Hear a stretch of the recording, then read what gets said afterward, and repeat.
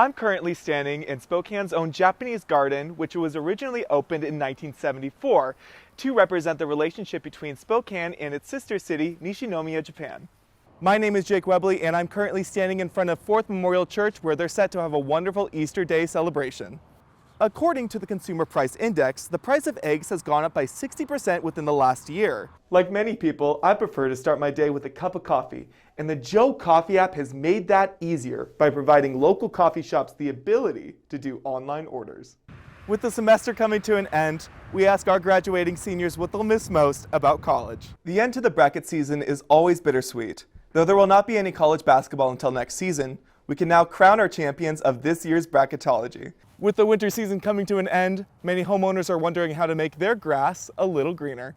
You know what they say, April showers bring May flowers.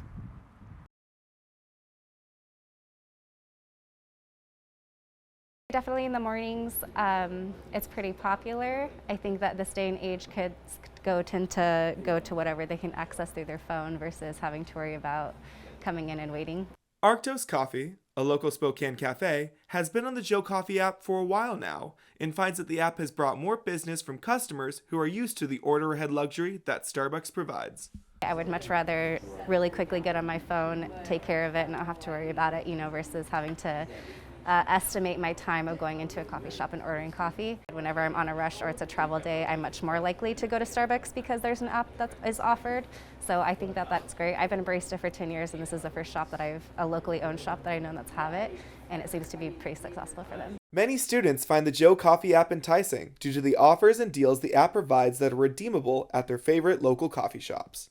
I first learned about the Joe Coffee app through a friend, and I just heard that there were many great deals on it, and I've been using it ever since.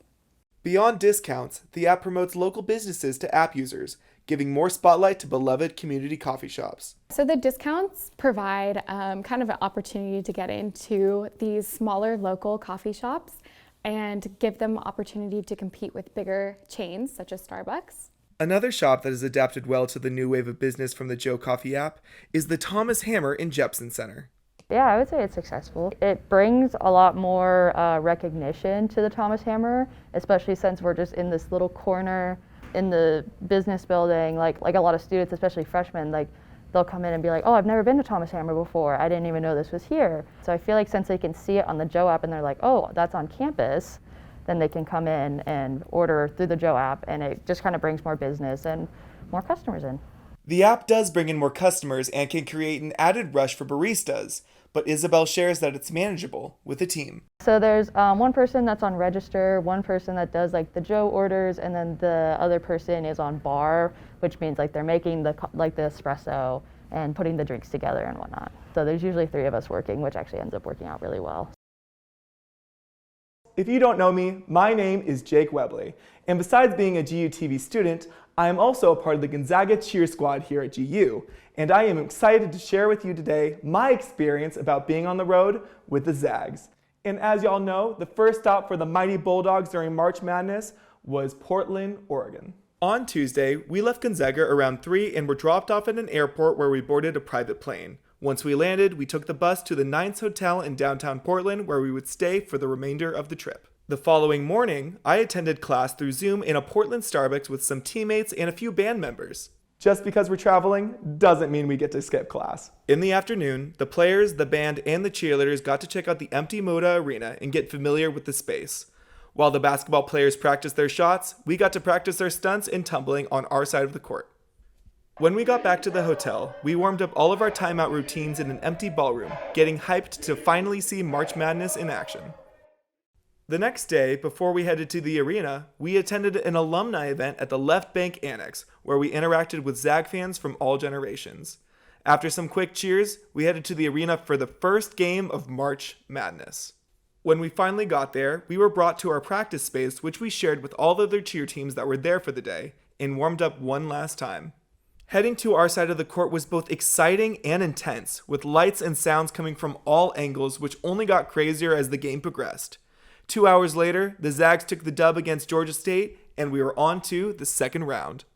March 19th was round 2 for the Zags, but before we could leave, we had to pack everything up and load it onto the bus because once the game was over, our flight was directly after. We loaded up the bus, attended another quick alumni event, and finally headed to the Moda Arena for the second time.